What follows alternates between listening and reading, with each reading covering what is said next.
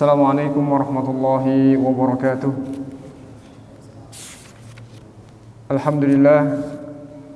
Alhamdulillahilladzi arsala rasulahu bil huda wa dinil haqq liyudhhirahu 'alad dini kullihi wa kafa billahi shahida.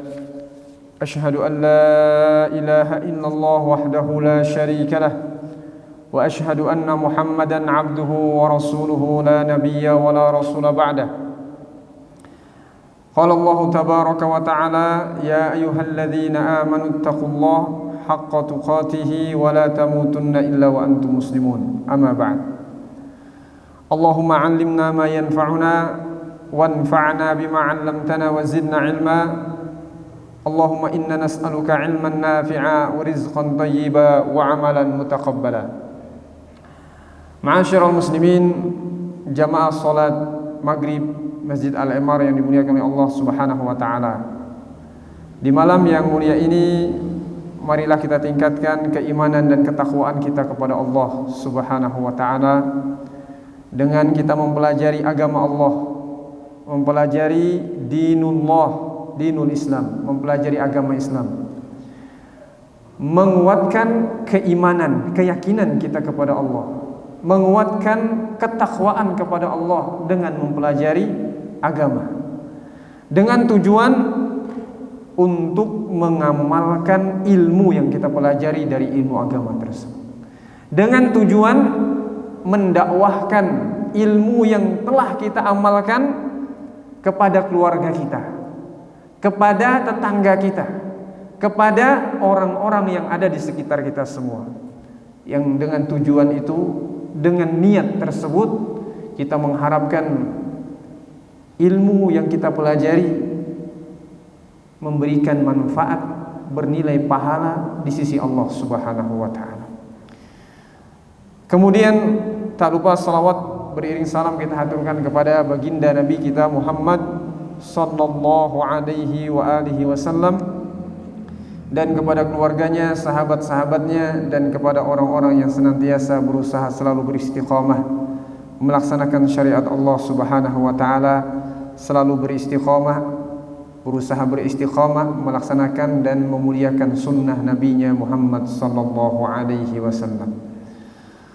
Para hadirin yang dimuliakan oleh Allah Subhanahu wa taala, pada malam yang mulia ini kita akan menyampaikan sebuah khabar, informasi, sebuah pesan dari Nabi kita Muhammad sallallahu alaihi wasallam.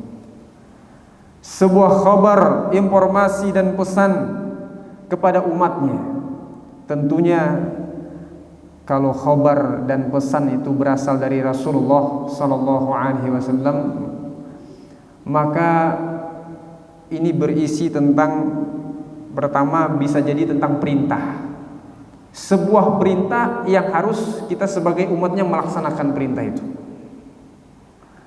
atau sebuah larangan yang kita umatnya harus menjauhi perkara tersebut, atau pesan tersebut atau informasi tersebut berisi tentang kabar, berita tentang suatu hal, kejadian yang terjadi sebelum kita atau yang akan terjadi setelah kita,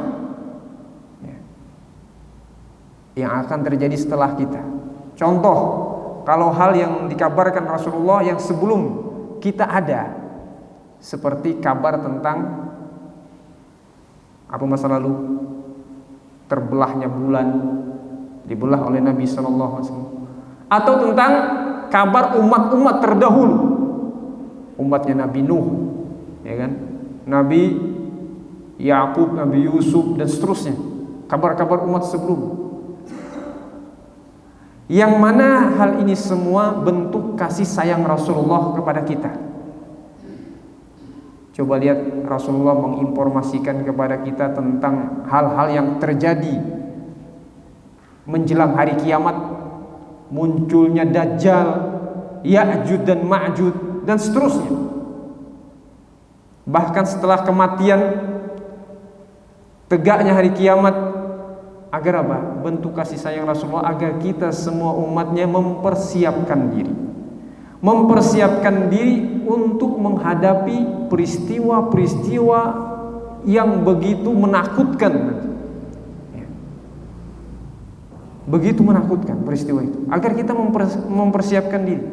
Maka ketika datang salah seorang sahabat, ini sebelum kita masuk ke dalam hadis yang kita akan sampaikan ini, datang salah seorang sahabat kepada Rasulullah. Ya Rasulullah, kata dia, mata sa'ah, kapan hari kiamat terjadi? Rasulullah tidak mengatakan hari ini, tidak. Rasulullah mengatakan mada a'datta laha, apa yang engkau persiapkan untuk menghadapi hari kiamat? Apa yang engkau persiapkan untuk menghadapi hari kiamat? Demikian pula ketika Rasulullah menyampaikan tentang Dajjal, Ya'juj Ma'juj dan peristiwa-peristiwa besar lainnya, itu pertanyaannya apa yang kita persiapkan untuk? Ini bentuk kasih sayang Rasulullah tidak? Iya. Rasulullah sayang kepada kita umatnya agar kita mempersiapkan diri. Demikian pula tentang berita tentang perintah, agar kita umatnya orang yang pertama melaksanakan perintah Allah, dapat pahala. Tentang masalah larangan, agar kita menjauhinya, agar kita terjauh dari dosa. Kasih sayang Rasulullah tidak? Iya, ini bentuk kasih sayang Rasulullah SAW. Termasuk informasi ataupun kabar pesan yang kita akan bacakan pada hari ini, yang tertuang di dalam sebuah hadis, ya. Kabar dan pesan itu tertuang dalam sebuah hadis yang diriwayatkan oleh Abi Ruqayyah. Nama lakop gelarnya itu Abu Ruqayyah. Tamim ibn Ausin Ad-Dari. Tamim bin Aus Ad-Dari, atau yang sering dipanggil dengan Tamim Ad-Dari. Beliau ini dari suku Aus.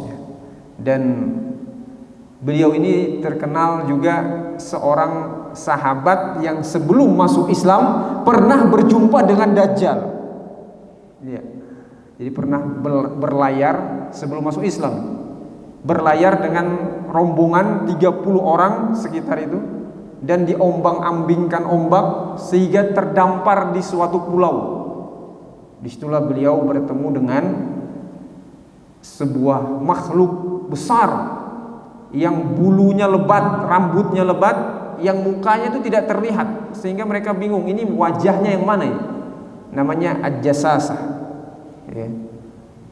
Disitulah beliau berceritakan tentang Dajjal. Ya.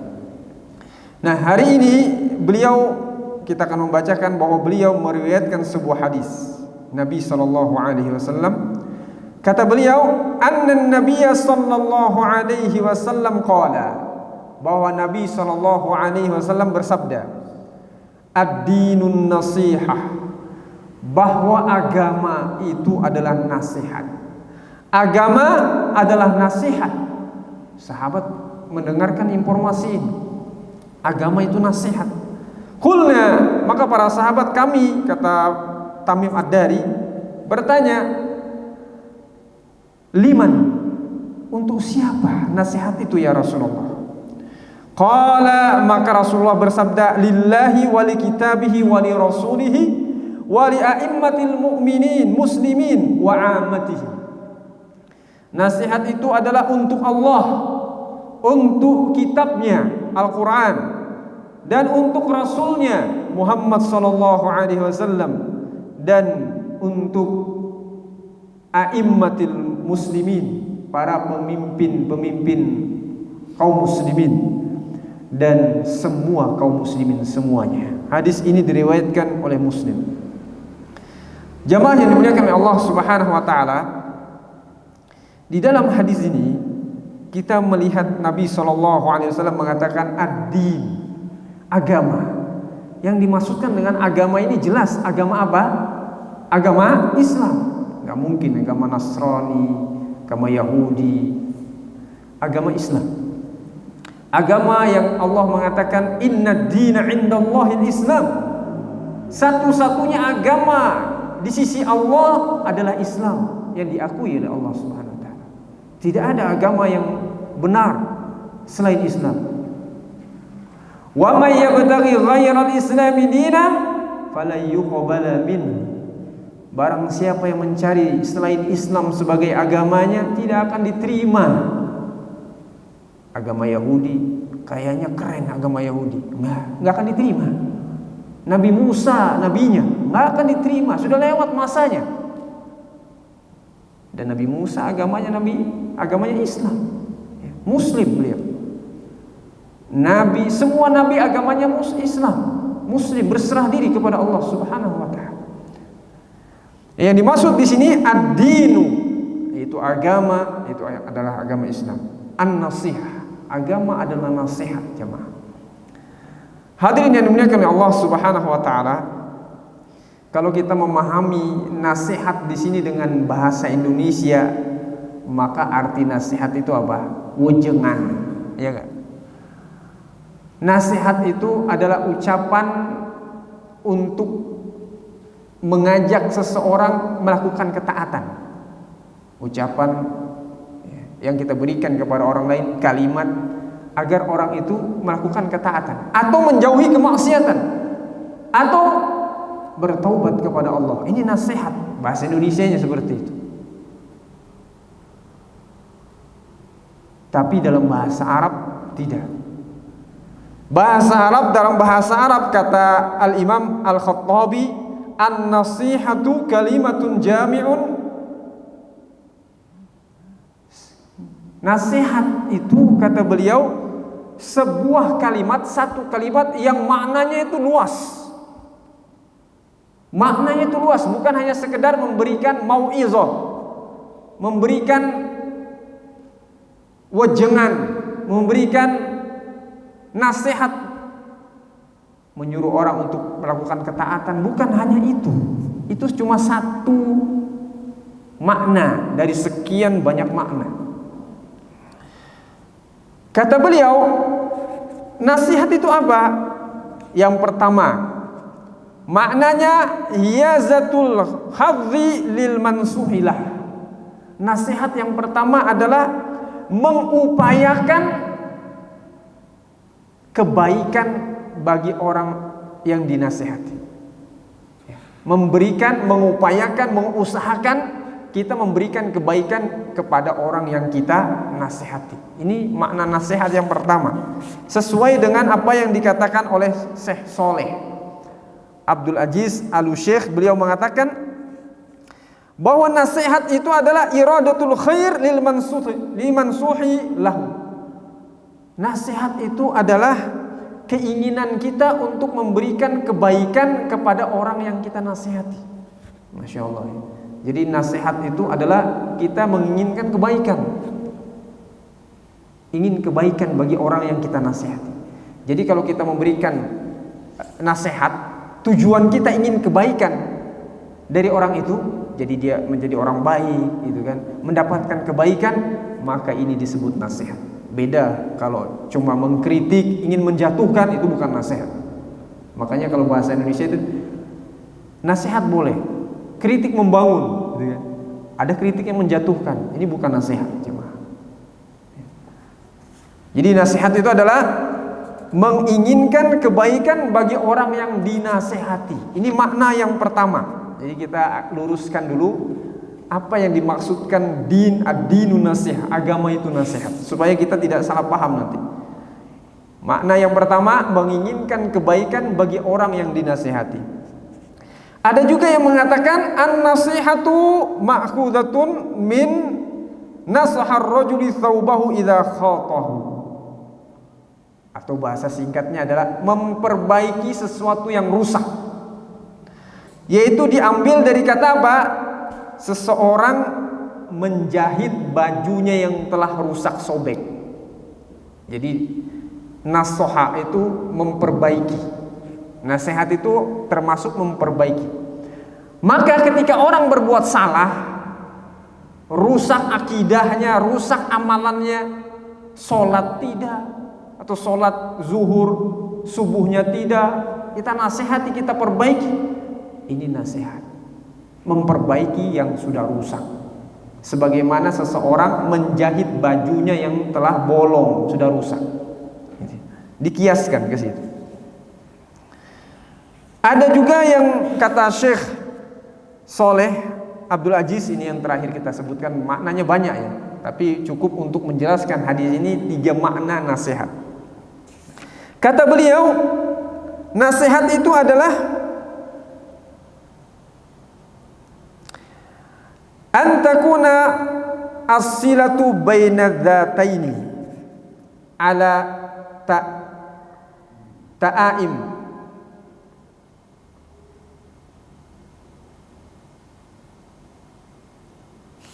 Nasihat adalah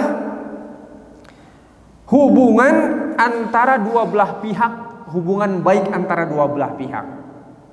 Hubungan baik antara dua belah pihak. Hubungan harmonis antara dua belah pihak disebut nasihat. Nah, ini ya kita akan bahas di sini. Kita merujuk kepada hadis tadi, ad-dinun nasihah. Agama itu nasihat. Kemudian para sahabat ketika mendengar agama itu nasihat, mereka bertanya, "Ya Rasulullah, nasihat itu buat siapa?" Maka Rasulullah mengatakan, "Lillah, untuk Allah." Pertanyaan, kalau nasihat bahasa Indonesia artinya memberikan nasihat, maka apakah Allah butuh nasihat? Apakah Allah membutuhkan nasihat, jemaah? Tidak. Maka maknanya bukan memberikan nasihat ucapan, menyuruh kepada kebaikan.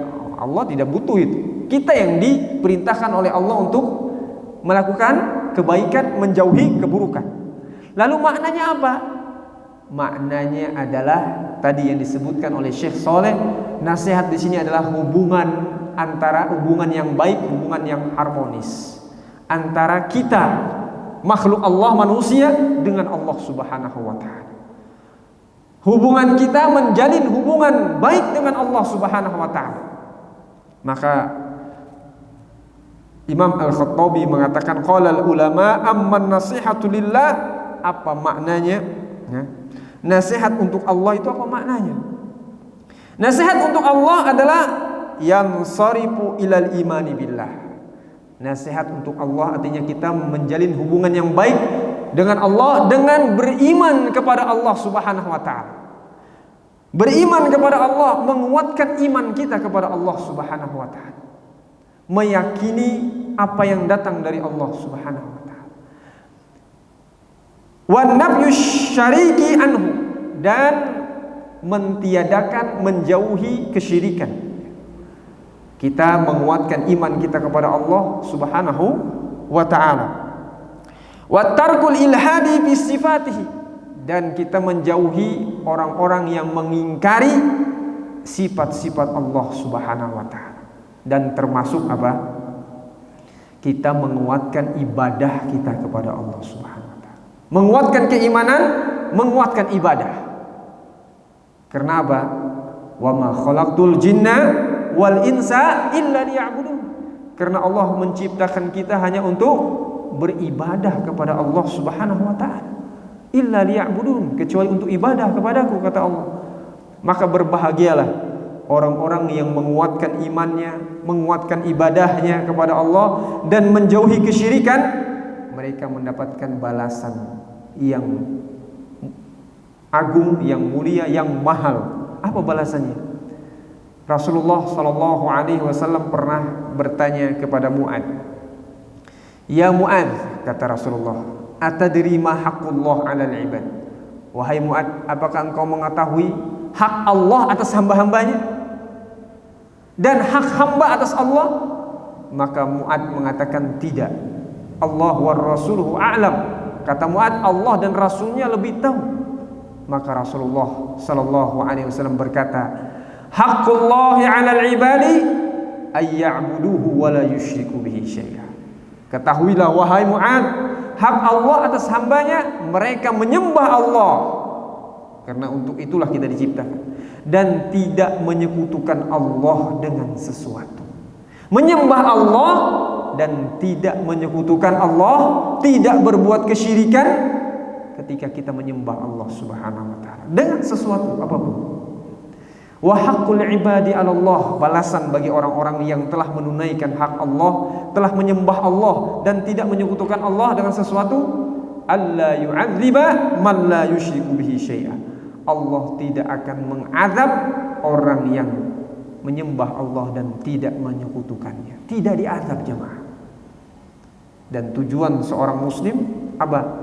Yang paling mulia, masuk surga tanpa hisab, tanpa azab, tanpa dihisab, tanpa diazab. Masya Allah. Jadi tujuan kita di akhirat itu jangan sampai yang penting masuk surga ya Ustaz. Enggak. Tujuan seorang muslim yang paling tinggi itu bukan hanya masuk surga. Masuk surga tanpa dihisab, tanpa diazab. Dan disebutkan di dalam kitab Tauhid, kitab Tauhid ya, ada satu bab yang judulnya Man haqqaqat tauhid dakhalal jannah bighairi hisab. Barang siapa yang merealisasikan, mewujudkan, melaksanakan tauhid dalam kehidupannya, dalam kesehariannya, dia akan masuk surga tanpa hisab. Masya Allah, tanpa hisab jemaah. Tanpa hisab itu artinya dia tidak melalui tahapan-tahapan yaumul hisab. Orang semua berderet semua, diadili oleh Allah Subhanahu wa taala. Dia tidak ikut itu.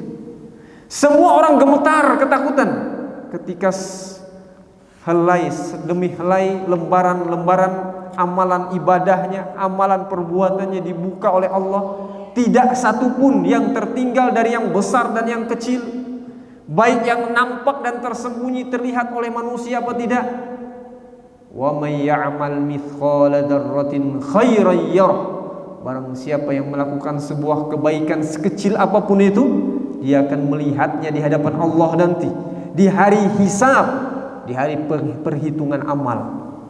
Wa may ya'mal mithqala dzarratin syarran yarah. Dan barang siapa yang melakukan satu amalan buruk, dosa sekecil apapun itu, dia akan melihatnya nanti. Gemetar semua orang. La tazalu qadaman bani Adam yaumal qiyamah hatta yus'al an arba. Dan semua orang, tidak terkecuali muslim, kafir, semuanya, munafik semuanya, tidak akan bergeser kakinya di hadapan Allah sampai ditanya empat hal.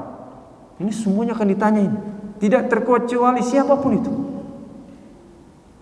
An umrihi fima afnah, tentang umurnya, kemana dihabiskan. An waqtas syababihi aina ablah, waktu mudanya, kemana dia habiskan waktu mudanya. Wa an malihi min aina iktasaba wa aina anfaq, tentang hartanya, kemana dia belanjakan, kemana dia, dari mana dia dapatkan dan kemana dia belanjakan. Dan ditanya yang terakhir adalah tentang ilmunya, sudah diamalkan belum ilmunya. Ini waktu hisab.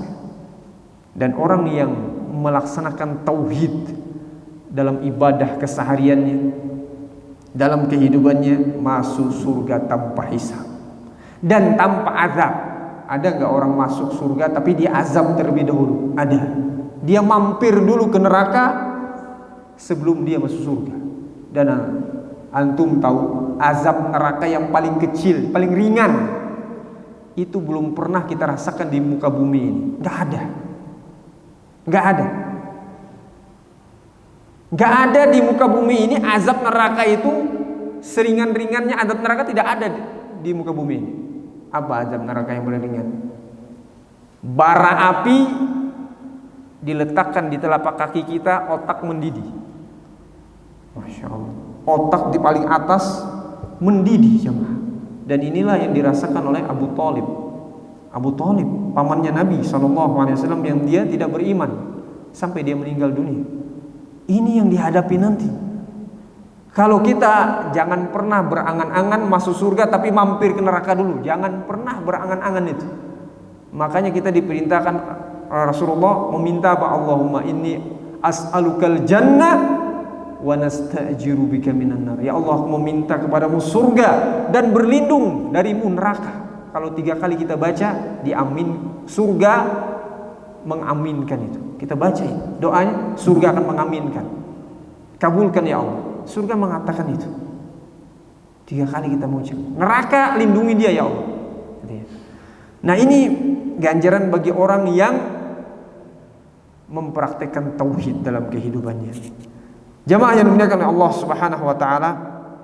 Jadi nasihat untuk Allah artinya kita menjalin hubungan yang baik dengan Allah, menguatkan iman kita, ya. Menjauhi kesyirikan. Karena kesyirikan itu dosa yang tidak pernah diampuni oleh Allah Subhanahu wa taala. Kalau dia tidak bertaubat, ya. Kalau dosa zina, dosa membunuh, dosa mencuri, ini bisa diazab, tidak diampuni, bisa diampuni oleh Allah.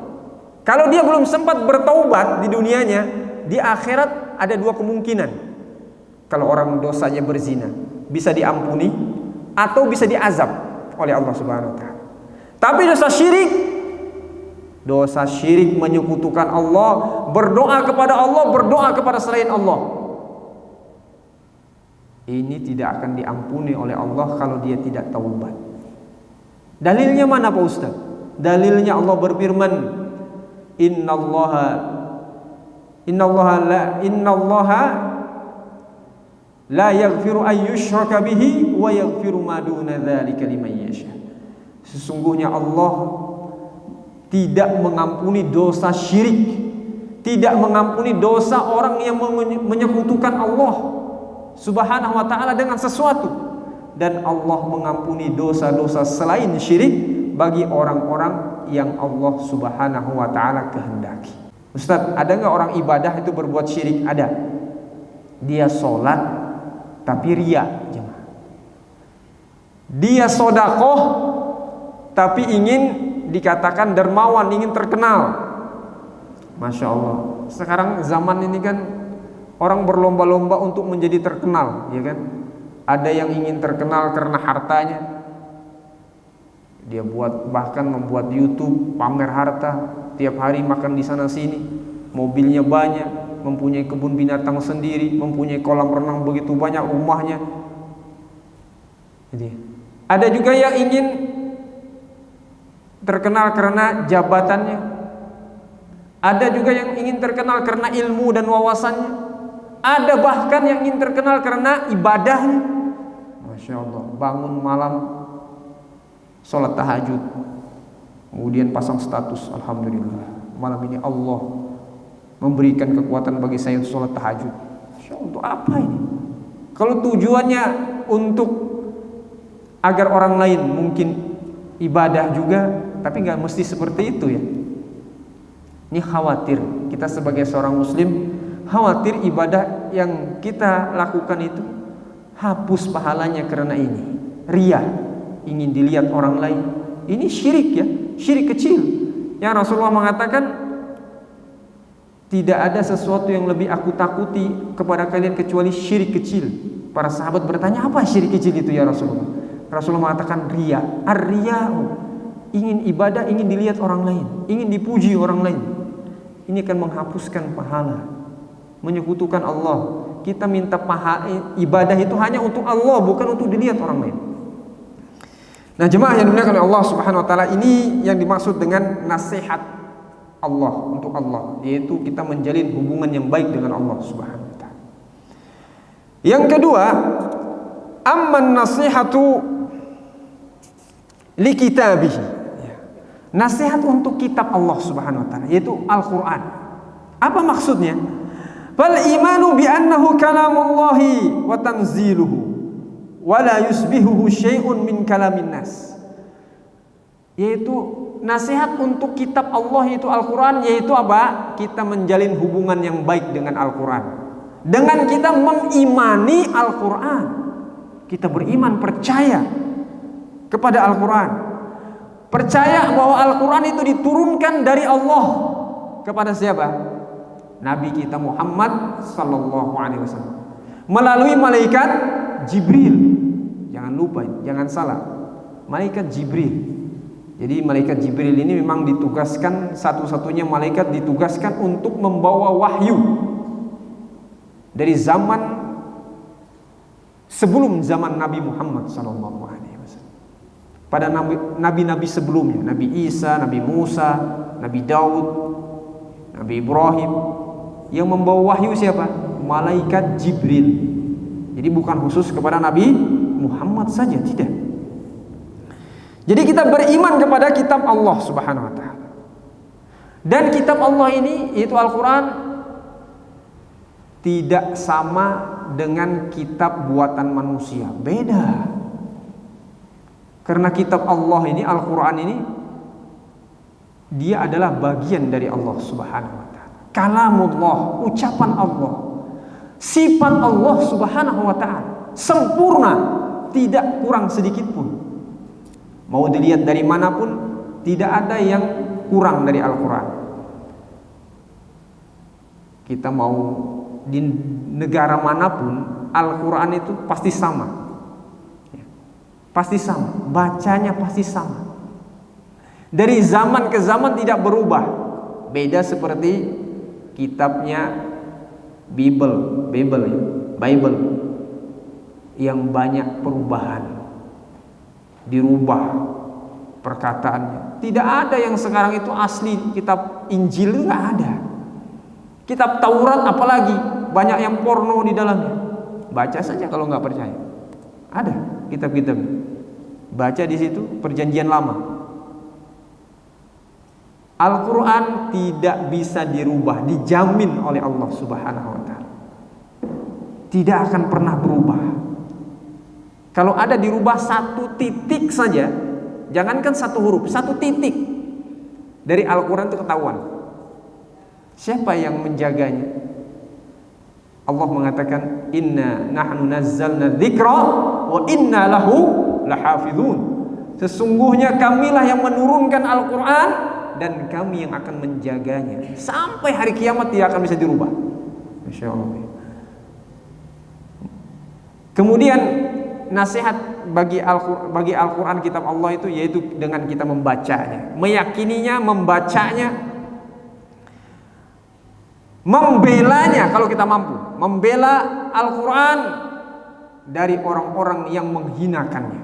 Ada nggak orang yang menghinakan Al-Quran? Banyak sekali yang menghinakan Al-Quran. Ada yang membakar Al-Quran. Banyak yang membakar Al-Quran.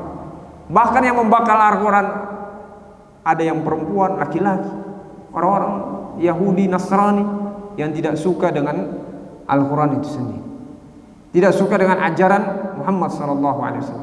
Padahal kalau mereka membacanya, mereka tidak akan mendapatkan di dalam Al-Quran kecuali kebaikan dan kebenaran. Masya Allah. Karena Allah mengatakan al-haqqu mir rabbikum. Kebaikan, kebenaran itu, al-haq itu hanya datang dari Allah Subhanahu wa ta'ala. Hadirin yang dimuliakan oleh Allah Subhanahu wa ta'ala. Kemudian kata Syekh di sini, di antara nasihat untuk Al-Quran, yaitu kita menjalin hubungan baik dengan Al-Quran, kita mempelajari Al-Quran, membacanya dengan benar. Masya Allah, saya pernah melihat sensus penduduk Indonesia yang bisa membaca Al-Quran ini. Jangankan orang awam, Pak. Kemarin, nggak tahu Ustaz ya, pernah ikut tes di kita itu PGA di Siaga ya. Jadi guru agama se-Indonesia melakukan tes baca Al-Quran. Guru agama, Pak, bukan guru umum, bukan tukang ojek, bukan tukang beca, ini bukan, guru agama. Ternyata guru agama banyak yang tidak bisa baca Al-Quran. Innalillahi wa inna ilaihi raji'un. Guru agama. Kalau guru agamanya yang nggak bisa baca Al-Quran, ini gimana siswanya, santrinya? Innalillahi wa inna ilaihi raji'un. Kita tidak berbicara tentang orang awam ya. Ini guru agama. Baca Al-Qur'annya kok bisa. PAI, lulusan PAI S1 nggak bisa baca Al-Quran. Ini luar biasa ini. Ini musibah. Kalau mungkin yang nggak bisa baca ini tukang ojek lah, atau tukang sapu jalanan, wajar. Tapi ini sebenarnya tidak wajar juga. Muslim, ini guru agama lebih-lebih parah ini, parah sekali.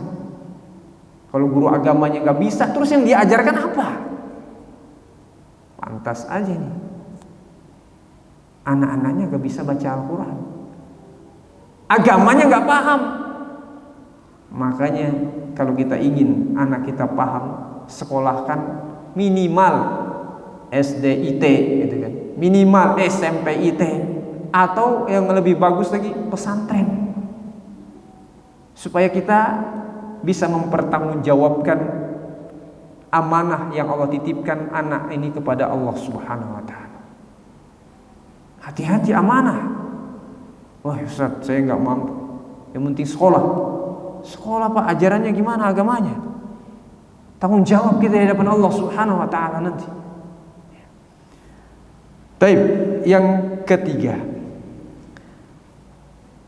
Nasihat untuk siapa? Untuk Rasul Muhammad sallallahu alaihi wasallam. Bagaimana kita menasihati Rasulullah?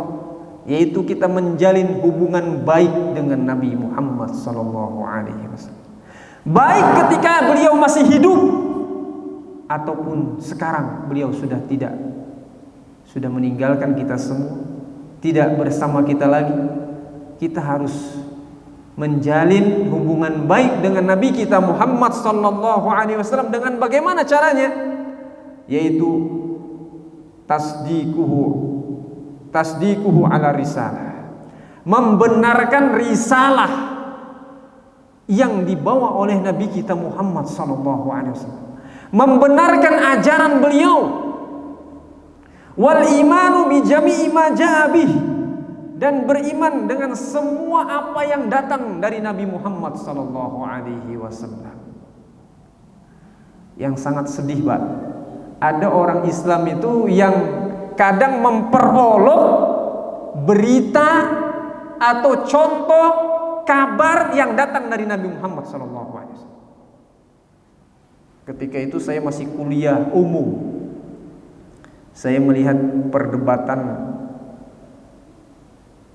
saya lupa namanya ya, orang-orang liberal, Islam liberal ya, yang mengatakan dirinya seperti itu. Dia mengatakan apa? Di antara hadis Nabi SAW disunnahkan ketika kita makan nih, masih ada kita menggunakan jari tangan kita makan, sisa makanan di tangan kita jilat. Ya, sunnahnya hadis Nabi, dijilat. Dan disitulah bisa jadi berkahnya makanan kita itu, di sisa-sisa makanan. Apa kata orang yang mengatakan Islam liberal ini? Ini menjijikan. Allahu Akbar. Dan di antara sunnah Nabi, ketika kita minum gelas kopi lah, air putih lah, susu lah, kemudian masuk lalat. Kata Rasulullah, ketika masuk lalat, lalat itu dicemplungkan, ditenggelamkan, kemudian diangkat dan dibuang, kemudian kita minum.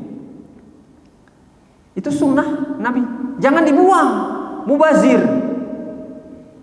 Dan perhatikan, kenapa Rasulullah ditelitilah oleh para ilmuwan. Kenapa Nabi Muhammad SAW melakukan itu? Apa? Kata orang liberal apa? Menjijikan, lalat dibuang. Ternyata orang kafir yang menteliti. Kenapa Rasulullah ada lalat masuk ke dalam minuman, dicemplungkan, ditenggelamkan, kemudian dibuang? Ternyata setelah diteliti, sayap kiri dari lalat itu adalah racun, dan sayap kanan ketika kita celupkan, sayap kanannya ada penawar racunnya. Dan ternyata perhatikan saja, ketika lalat terjatuh ke dalam minuman, pasti yang tenggelam sayap kirinya. Allahu Akbar, luar biasa. Perhatikan saja, kita sengaja taruh nih minuman, lalat jatuh, pasti sayap kiri yang tenggelam. Kenapa? Racun. Makanya Rasulullah memerintahkan dicelupkan sekali lagi penawarnya. Kalau nggak biasa kayaknya jijik ya. Kalau nggak biasa kayaknya jijik. Tapi itulah sunnah Nabi SAW. Insya Allah tidak penyakit, tidak menyakit, tidak ada penyakit di situ. bahkan insya Allah berkah. Kalau kita buang mubazir, innal mubadzirina kanu ikhwanas syayatin. Sesungguhnya orang-orang mubazir adalah teman-temannya syaitan. Disebutkan dalam surah Al-Isra. Nah, kemudian kita beriman dengan semua apa yang datang dari Nabi. Wa ta'atuhu fi ma amara fi amrihi wa nahyi. Kita mentaati semua perintah dan menjauhi semua larangan. Ya, disebutkan di dalam surah Al-Hasyr. Surah Al-Hasyr apa?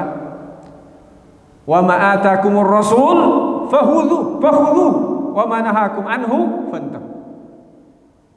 Apa-apa yang datang dari Rasulullah, perintah, larangan, ambil, laksanakan perintah. Larangan jauhi. Datang, jangan pilih-pilih. Ini ada baiknya, ada mudorotnya apa tidak bagi saya? Boleh.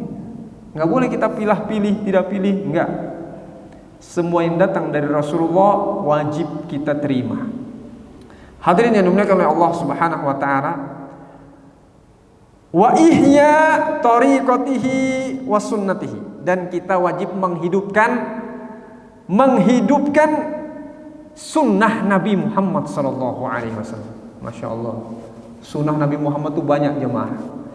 Bahkan kita ini nggak perlu membuat-buat ajaran sunnah baru lagi.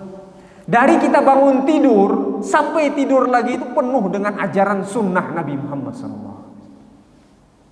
Bangun tidur, ngapain kita bangun tidur? Saya masih teringat nyanyian yang diajarkan kepada anak kecil. Bangun tidur, terus mandi, gitu. Tidak lupa menggosok gigi. Ini yang sering terngiang-ngiang sampai sekarang. Dari kecil sampai sekarang masih ingat tuh nyanyian itu. Nyanyian betul apa tidak? Salah benar. Bangun tidur, terus berdoa, betul nggak? Iya. Bangun tidur terus mandi, jangan mandi dulu, doa dulu. Insya Allah semuanya hafal doa bangun tidur ya. Hafal Pak ya, bangun tidur doanya apa? Karena orang yang tidak doa sebelum tidur dan bangun tidur, kata Rasulullah, dia seakan-akan tidur di atas bangkai. Bayangkan, buka hadisnya. Kalau kita tidur bacanya bismika Allahumma amutu wa ahya. Banyak versinya ya. Ahya wa amut, ada juga seperti itu. Kalau kita bangun tidur, alhamdulillahilladzi ahyana ba'dama amatana wa ilaihin nusyur. Ada yang lebih panjang daripada itu. Minimal itu yang kita baca. Kita tiup 3 kali, kita usapkan ke muka kita. Yang Rasulullah mengatakan ketika seseorang membaca doa ini, bukhul, ikatan yang diikat setan ada 3. Ketika dia baca doa itu, terlepaslah ikatan 1. Kalau masih ada ikatan, ngantuk kita, malas. Yang kedua berwudu, lepas lagi ikatan yang kedua. Yang ketiga sholat 2 rakaat. Maka kalau seseorang melaksanakan ini, dia akan semangat sholat subuh. Masya Allah. Tapi kita dengarkan azan saja terlebih dahulu. Tapi kita lanjutkan sedikit jemaah. Jadi tadi sampai kepada nasihat untuk Nabi SAW, yaitu kita mentaati beliau. Kita membenarkan risalah beliau. Kita mentaati semua apa yang datang dari Nabi Muhammad SAW. Mengikuti sunnah beliau, mengikuti sunnah Nabi SAW. Dari bangun tidur sampai kita tidur lagi. Dan wabahru da'watihi wa nashri sunnatihi. Kita menebarkan dakwah, menebarkan sunnah Nabi SAW. Jemaah yang dimuliakan oleh Allah Subhanahu wa taala. Jadi ini diantara makna nasihat kepada Nabi SAW, yaitu kita menjalin hubungan yang baik dengan Rasulullah Sallallahu Alaihi Wasallam. Dan diantaranya adalah menjauhi perbuatan bid'ah, yaitu membuat ajaran-ajaran yang tidak diajarkan Rasul Sallallahu Alaihi Wasallam dalam agama kita. Ini diantara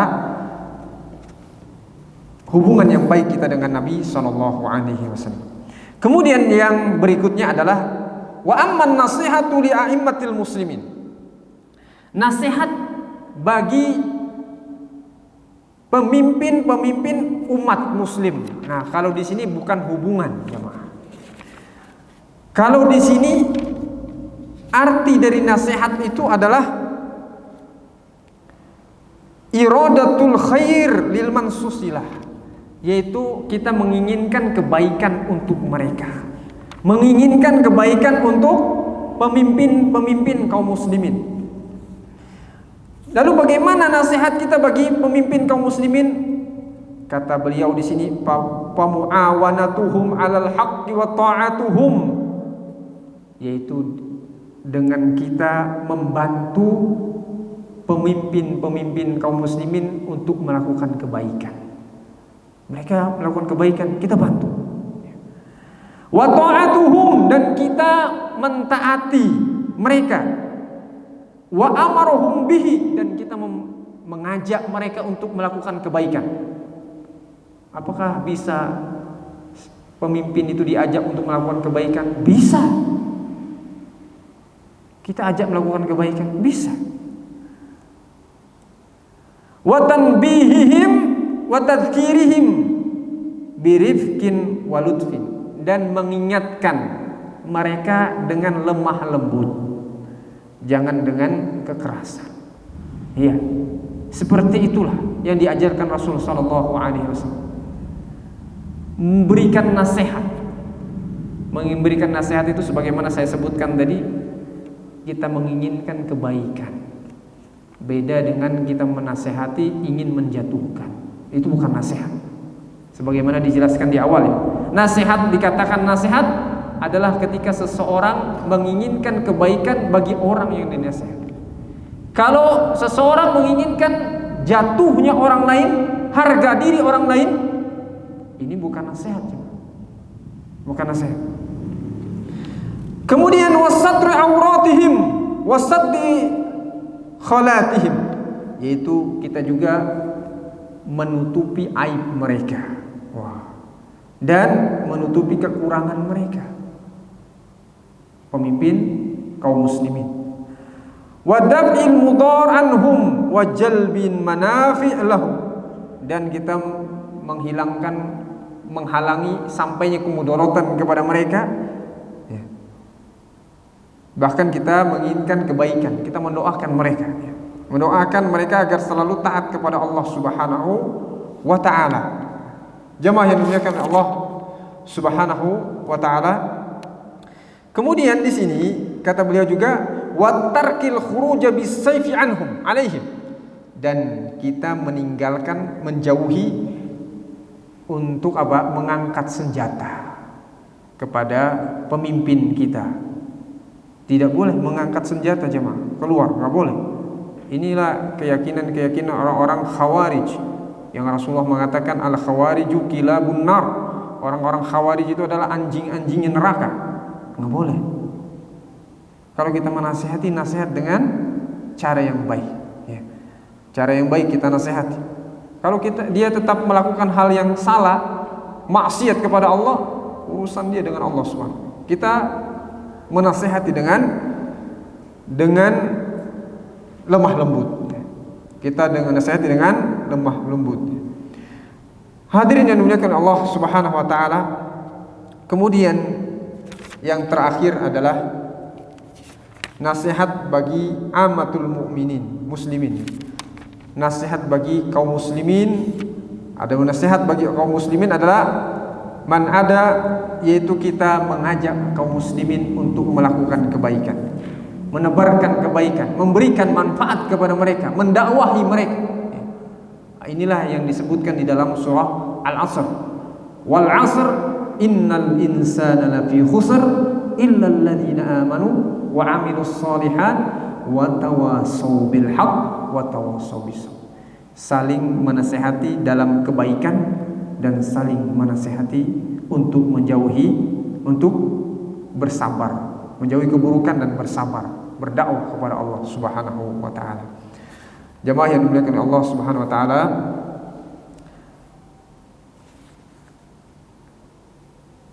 Ini mungkin yang bisa kita sampaikan pada kesempatan ini. Mudah-mudahan kita termasuk orang-orang yang Allah Subhanahu wa taala berikan kemudahan untuk mengamalkan hadis ini, yaitu menjalin hubungan yang baik dengan Allah, hubungan yang baik dengan kitabnya yaitu Al-Quran, hubungan yang baik menjaga adab kita kepada Rasul sallallahu alaihi wasallam, dan kita bisa menasihati pemimpin kita untuk melakukan kebaikan, membantu mereka untuk melakukan kebaikan, mendoakan mereka agar selalu taat dan patuh kepada perintah Allah Subhanahu wa taala dan tidak melakukan kezaliman. Dan kita juga menasihati sesama kaum muslimin, mendakwah, saling berdakwah, mengajarkan kebaikan, mengajarkan ilmu yang telah kita pahami, kita laksanakan, kita amalkan, dan kita sebarkan kepada yang pertama adalah keluarga kita, kemudian tetangga kita, dan kepada orang-orang yang dekat dengan kita semuanya. Ini yang bisa saya sampaikan. Aqulu qauli hadza astaghfirullah li wa lakum. Subhanakallahumma wa bihamdika asyhadu an la ilaha illa anta astaghfiruka wa atubu ilaik. Assalamu alaikum warahmatullahi wabarakatuh.